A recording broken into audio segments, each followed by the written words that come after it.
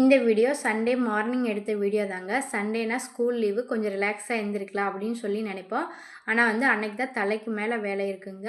காலையில் நேரமே எழுந்திரிச்சு மாவெல்லாம் ஆட்டிட்டு கொஞ்சம் க்ளீனிங் ஒர்க் இருந்தது அதெல்லாம் பண்ணிவிட்டு காலையில் பிரேக்ஃபாஸ்ட் செஞ்சு சாப்பிட்டு கொஞ்சம் ரிலாக்ஸாக இருக்கலாம்னு நினச்சா அதுக்கப்புறம் லஞ்ச் செய்ய ரெடி ஆயாச்சு. லஞ்சுக்கு நான்வெஜ் செஞ்சுருந்தோம். நான்வெஜ் என்னென்னு பார்த்தீங்கன்னா நாட்டுக்கோழி தாங்க. நாட்டுக்கோழியில் குழம்பு வச்சாச்சு. இது கூடவே நான் வறுவல் பண்ணியிருந்தேன். வறுவல் எப்படின்னு பார்த்தீங்கன்னா, தனியாலாம் செய்யல. குழம்புல இருக்க பீஸே எடுத்து வறுவல் பண்ணியாச்சு. நல்லா டேஸ்ட்டாக வந்திருந்தது.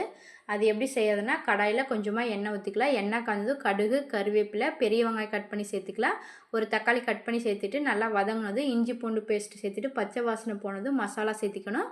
மசாலா என்னென்னு பார்த்தீங்கன்னா, கரம் மசாலா, மிளகாத்தூள், மல்லித்தூள், சிக்கன் மசாலா இதில் கொஞ்சம் காரத்துக்கு தேவையான அளவு சேர்த்திட்டு ஒரு நிமிஷம் போல் வதக்கிட்டு குழம்புல இருக்க பீஸை எடுத்து போட்டுட்டு காரத்துக்கு கொஞ்சமாக பெப்பர் தூள் சேர்த்திக்கலாம். எல்லாத்தையும் நல்லா கலந்து விட்டுடலாம். சிம் ஃப்ளேமில் வச்சு வதக்கி விட்டால் தான் அடி பிடிக்காமல் இருக்கும். இப்போ கடைசியாக கொஞ்சமாக கொத்தமல்லி தழை, பச்சை கருவேப்பிலை கொஞ்சமாக சேர்த்திட்டு ஃபுல்லாக ஒரு கிளறி விட்டிங்கன்னா சூப்பரான நாட்டுக்கோழி வறுவல் ரெடி ஆயிரும். இந்த ரெசிபி சிம்பிளாக தான் இருக்கும். ஆனால் டேஸ்ட் செம்மையாக இருக்கும். நான் குழம்பு கொஞ்சம் காரம் இல்லாமல் வச்சுருந்தேன். அதனால் வறுவல் கொஞ்சம் காரசாரமாக வச்சுக்கிட்டேன். காரம் வேண்டாம் அப்படின்னா நீங்கள் அதுக்கு தகுந்த மாதிரி மசாலா சேர்த்துட்டு செஞ்சுக்கலாங்க. நெக்ஸ்ட் டைம் நீங்களும் இதே மாதிரி ட்ரை பண்ணி பாருங்கள். இந்த சண்டே பிஸியாக தான் போச்சு.